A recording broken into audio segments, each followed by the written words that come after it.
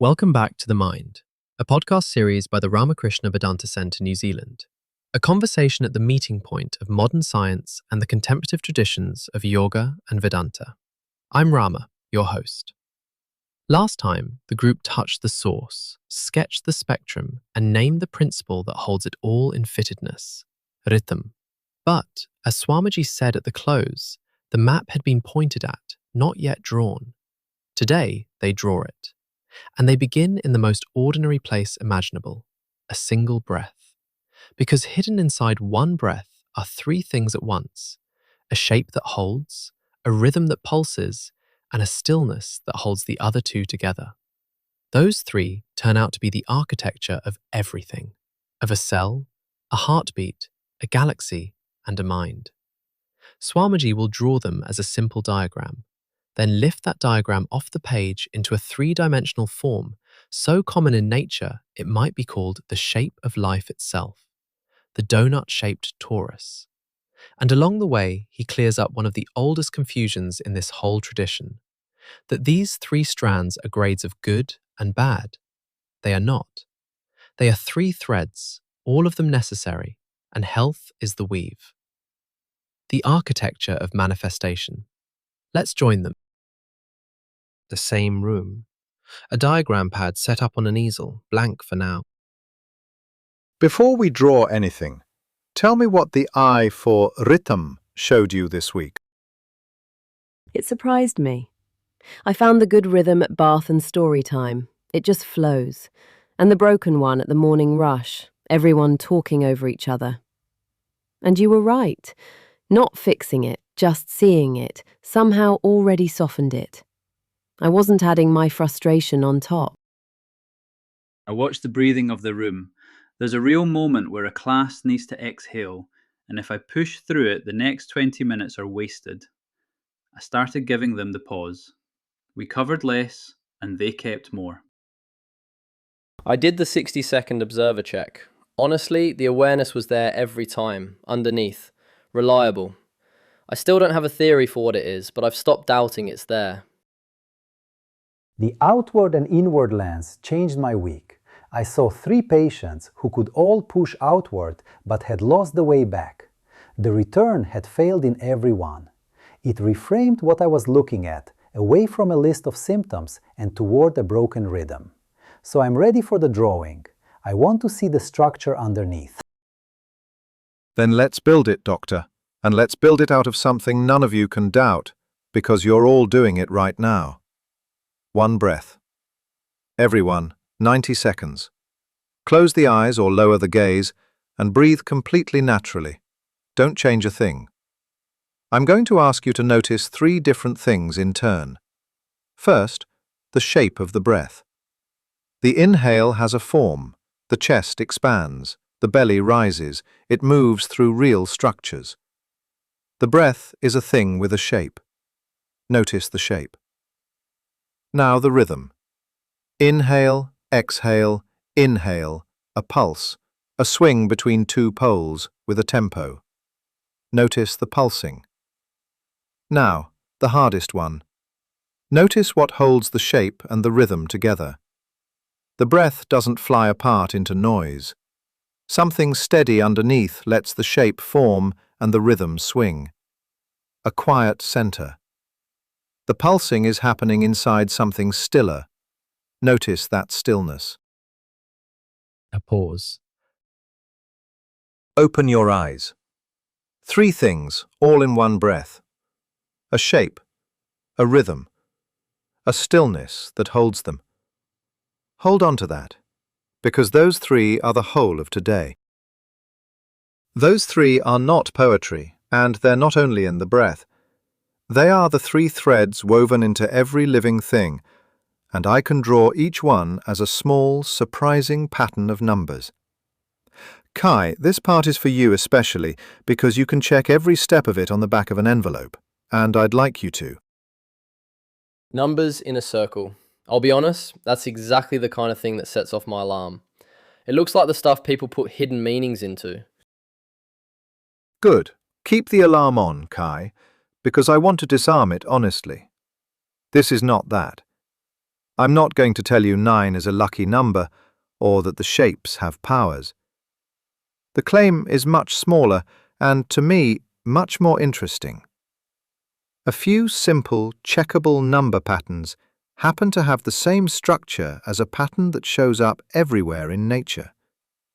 The numbers are just the cheapest, clearest way to put that structure on a page. Like the periodic table. The chart isn't magic. It just displays a real pattern in the elements.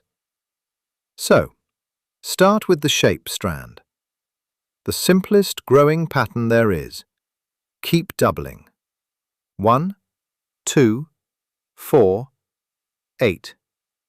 What's everyone's most familiar example of that?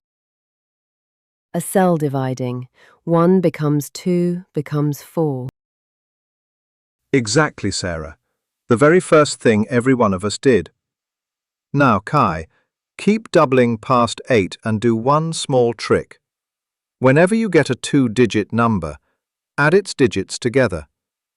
8 doubles to 16. 1 plus 6 is 7.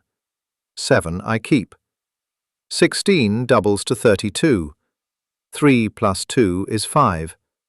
32 doubles to 64. 6 plus 4 is 10. 1 plus 0 is 1. And we're back to 1. Read me the single digits you landed on. 1, 2, 4, 8. Then 7, 5, and back to 1. 6 numbers, and it loops forever. I genuinely didn't expect it to close like that. It surprises everyone.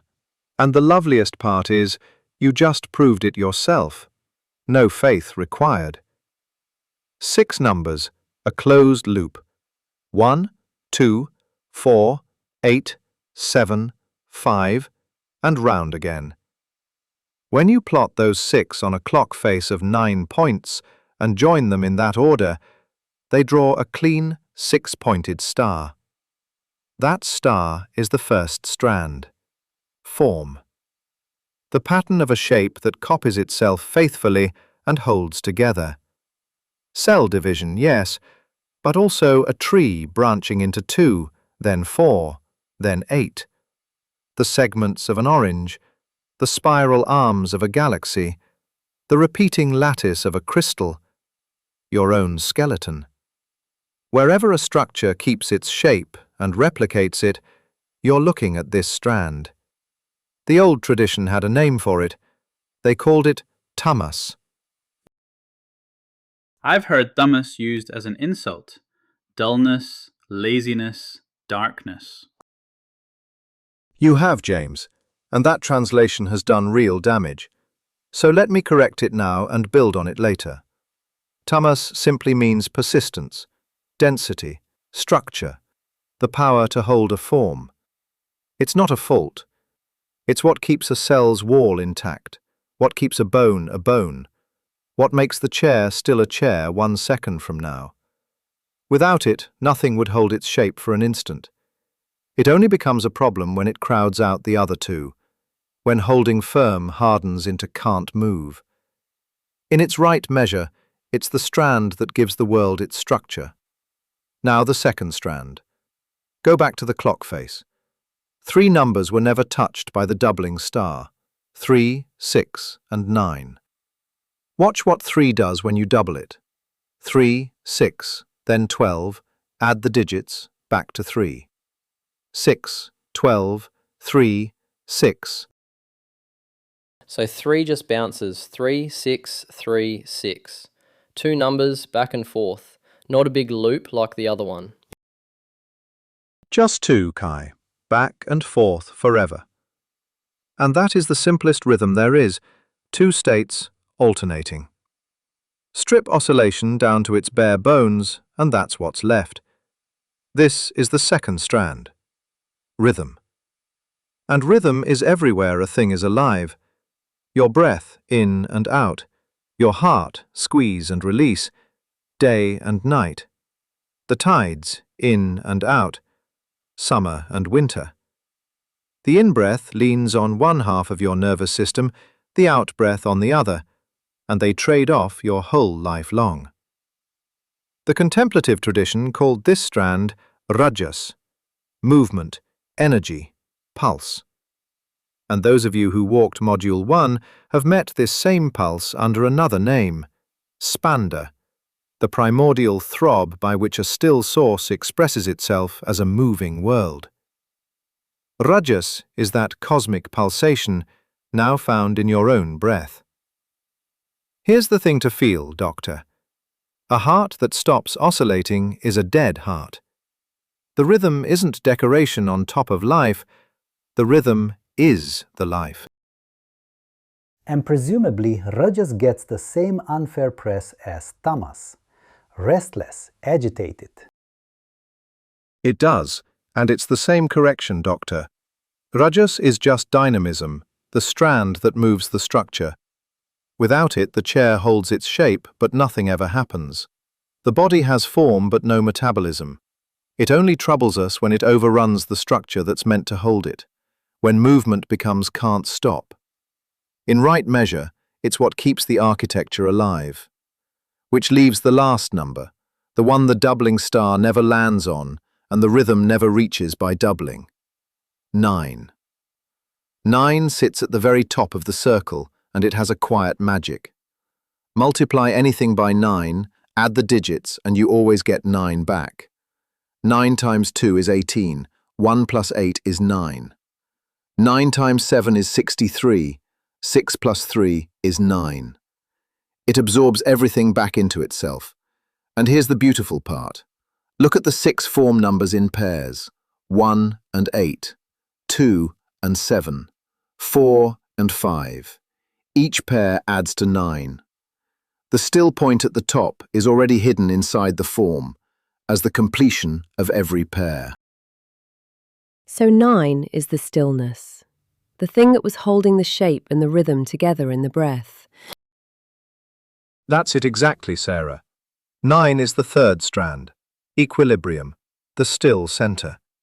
Not stillness as in nothing moving, but stillness as in everything held together. Think of the eye of a hurricane, calm at the center of all that motion.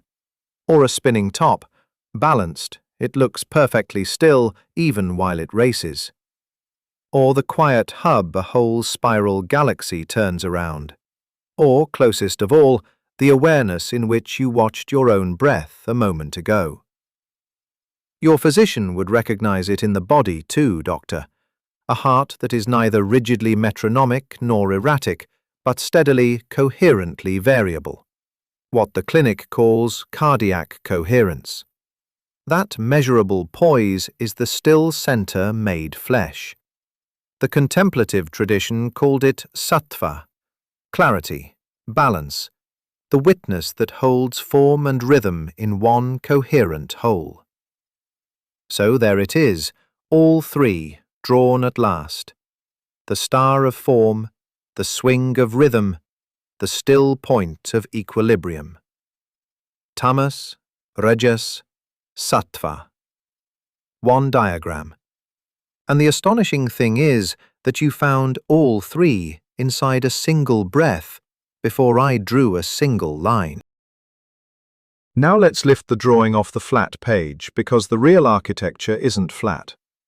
When you take these 3 strands and let them live in 3 dimensions, they settle into one particular shape, and it happens to be a shape you already know from a breakfast table. A donut. A ring. Geometers call it a torus. A donut. That's the shape of life itself. Stay with me, James, because once you see it, you can't unsee it. A torus is what you get when a system pulses, fills and empties, expands and contracts, energy flowing out around the outside and back through the middle, over and over. And every one of our 3 strands has a home on it. The form strand, the doubling star, wraps around the surface of the ring, the self-repeating structure. The rhythm strand is the pulsing itself, the ring breathing in and out at its own natural pace, and the stillness strand is the still axis running straight up through the hole in the middle, the line everything turns around that doesn't itself move. You cannot have a torus without all three. Take any one away, and it stops being a living, self-sustaining thing. Give me the physical examples. That's what makes it real for me. Start with the organ you listen to all day, Doctor. The heart. It contracts and releases at its own steady pace, and when blood fills the left ventricle, it actually forms a little donut-shaped vortex ring that helps fling it out into the aorta efficiently. The heart is a torus, living at its natural frequency. Then look outward. Blow a smoke ring, and you've made a self-sustaining donut of air that holds its shape and travels across the room. Pull the plug in the bath. The water leaves as a toroidal vortex. A hurricane is a torus with a still eye. The Earth itself sits inside one. Its magnetic field loops out of one pole and back into the other in a giant donut. And that field is part of what shields us from the sun's radiation. Even the machines we're building to try to bottle a star, fusion reactors, use a torus, because that's the shape that holds a pulsing system together best. Why that shape though? What makes the donut special and not, say, a sphere? The sharpest question yet, Kai. And here's the answer that matters for everything ahead. A torus, pulsing at its natural pace, feeds itself. Each cycle of out and back hands its energy to the next, so once it's going, it keeps going without anyone pushing it. The breath does this. The heartbeat does this. And because every such system has its own natural pace, two of them can fall into step. When their rhythms match, their pulses lock together. That's resonance. When many lock at once, that's coherence, like a heart and lungs settling into one smooth, shared rhythm. And this, Doctor, is the practical heart of the whole framework, and the reason breathing practices show up in nearly every healing tradition humans have ever built. Of the three strands, rhythm is the one you can take hold of directly and immediately. You can't will your cells to restructure, and you can't grab stillness by reaching for it. But you can change your breath in the next 10 seconds. And because the strands are linked, deliberately slowing and smoothing your breath nudges the whole system toward that still, coherent center. Rhythm is the doorway. The breath is the handle on the door. Mind you, the breath only opens the door. It's the accessible way in, not the destination. What waits in the room beyond is the steadier, deeper work of one-pointed attention and an awakened discernment, which we'll come to in time. For now, simply this. Of the three strands, rhythm is the one you can take hold of, so it's where you start. That's why one slow breath before I lose my temper actually works. I always thought it was just a distraction. It's far more than a distraction, Sarah. You're taking hold of the one strand you have direct access to and using it to shift the other two. That's not folk wisdom, it's structural. The modern clinics have measured it. Slow, even breathing at around 5 or 6 breaths a minute has strong evidence behind it for anxiety, for blood pressure, for low mood, for trauma. The old yogis found it by trial and error over thousands of years and called it pranayama. Same doorway. One last bit of honesty though, because I never want to oversell. The donut is not the only shape in nature. There are spheres and spirals and branching trees, each with its own logic. We're not saying everything is a torus. We're saying it's one deep, recurring shape of self-sustaining life. And it's the one our three strands draw when they stand up off the page. Now I have to clear away a misunderstanding, because if I don't, everything we do with this from here on will go wrong. You'll meet people and books that rank the three strands like school grades. Tamas is the bad one, dull and heavy. Rajas is the so-so one, restless. Sattva is the good, holy one. And the advice that follows is escape tamas, tame rajas, become all sattva. That picture is a serious mistake. Why? It sounds tidy. Bad, middling, good. It's tidy and it's wrong, Kai. And you can see why with your own body. Try to escape the form strand, the so-called bad one, and you'd have no skeleton, no cell walls, no continuity. You'd be a puddle. Try to escape the rhythm strand, and you'd have no heartbeat and no breath. You'd be a corpse. And stillness on its own, with no form and no rhythm to hold together, isn't holy. It's just an empty axis spinning around nothing. All three are indispensable. Health isn't getting rid of two of them. Health is the weave, all three in the right proportion for this person, in this body, at this time of life, today. So the clinical question is never which strand is good, it's which one is out of proportion right now. That's the whole shift, Doctor. And it turns the diagram into a diagnostic tool. Let me give you 3 quick pictures. You'll recognize every one. First, someone hasn't left her bed in 3 days. She moves slowly, speaks in a flat monotone. Nothing reaches her, even things she used to love. The rhythm has drained out of her, and the form has gone heavy and stuck. Too much of the holding strand, too little of the moving one, and no still center to be found. We'd call that tamasic drift, and one of its names in your world is depression. And the opposite, my nephew. He can't stop. Phone every 2 minutes, 4 hours sleep, talking fast, jumping between things, finishing nothing. Exactly the second picture, Sarah. The rhythm has outrun the form's ability to hold it. The movement has become can't stop, and integration is fraying at the edges. Too much of the moving strand. That's rajasic drift, and its names are anxiety, panic, burnout. Notice these aren't moral failings. They're a weave pulled out of proportion in 2 opposite directions, and naming the direction tells you which way to restore it. You said 3 pictures. I did, James. And the third is the subtlest, so let me be careful with it, because it's easy to tell it unkindly, and I don't want to. Picture someone who meditates every day and reads all the right books, but his friendships have quietly lapsed, and he can't remember the last time he shared a meal or an evening with anyone. From outside, it can look like deep stillness, like he's so sattvic. But look closer at the architecture, and it's not stillness at all. Genuine equilibrium integrates your life. It draws form and rhythm together. So a person growing in real stillness becomes more available to the people and work around them, warmer, more present, not less. What's actually happened here is that the energy has collapsed and the engagement has withdrawn. And that is the heavy, stuck strand again, wearing contemplative clothes. The fault isn't in the practice. Genuine practice does the opposite. The fault is in using the idea of stillness as a place to hide. Read rightly, this is the first kind of drift again, just harder to spot because it's dressed up as the third. That's an important distinction, and a kind one. You're not indicting contemplative practice. You're saying authentic practice shows up as more life, and withdrawal masquerading as practice shows up as less. Precisely, Doctor.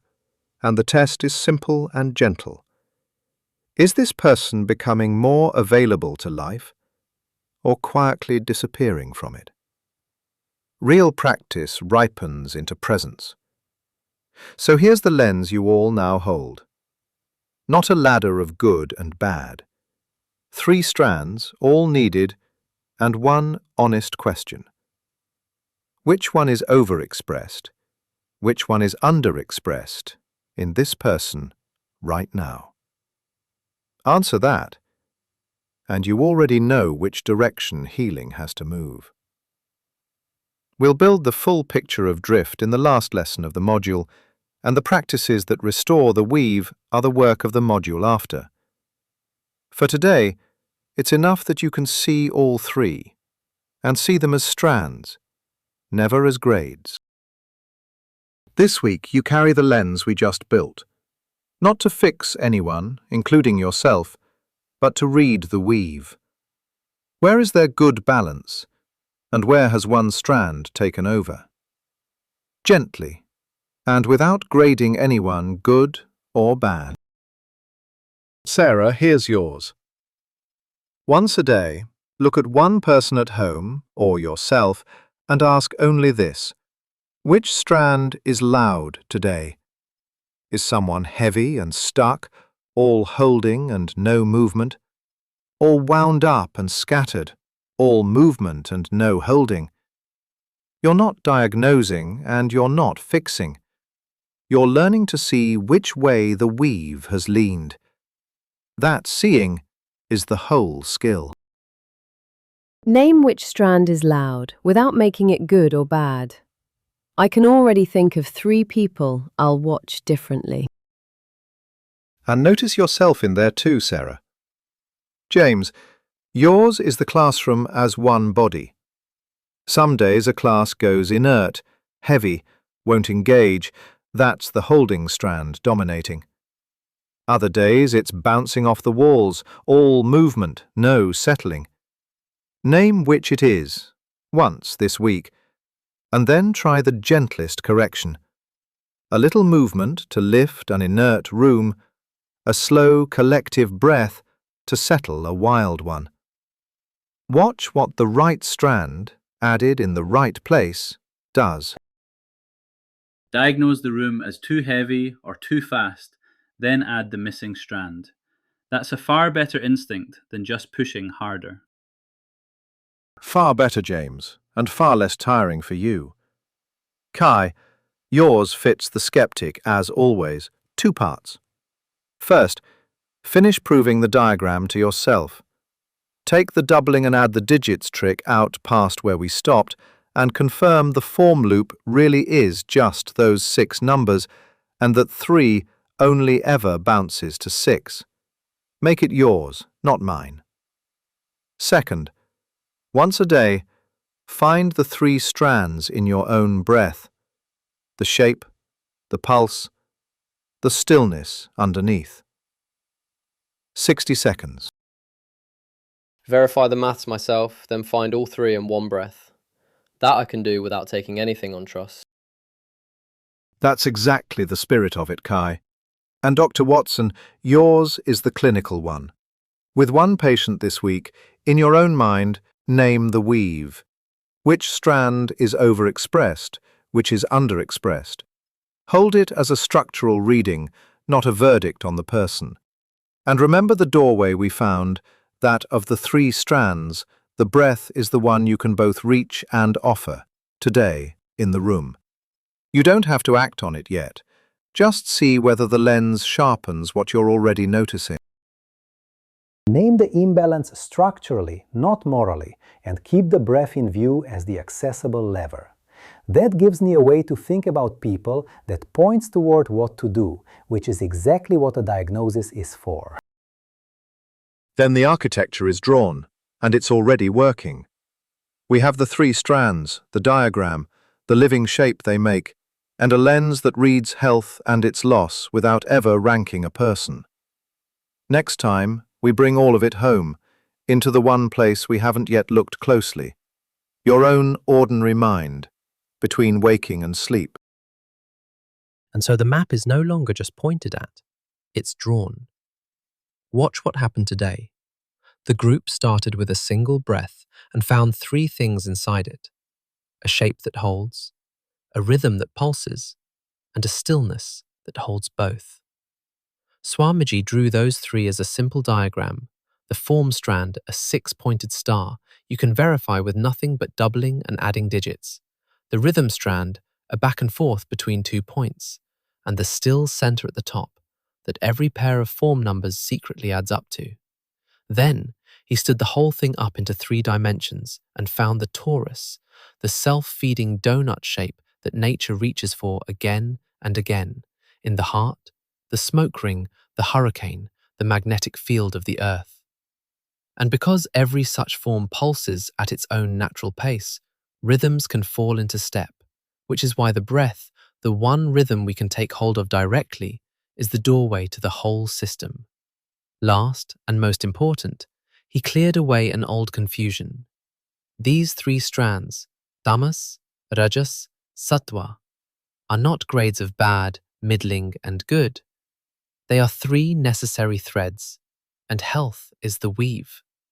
Illness is only ever the weave pulled out of proportion in one direction or another, and naming the direction is the first step home.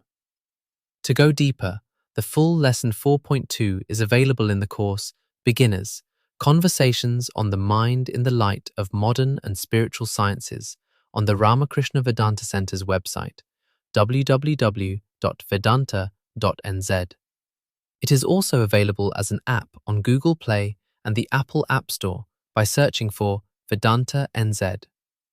Next time, we take this whole architecture and bring it home to the most familiar place of all, your own everyday mind.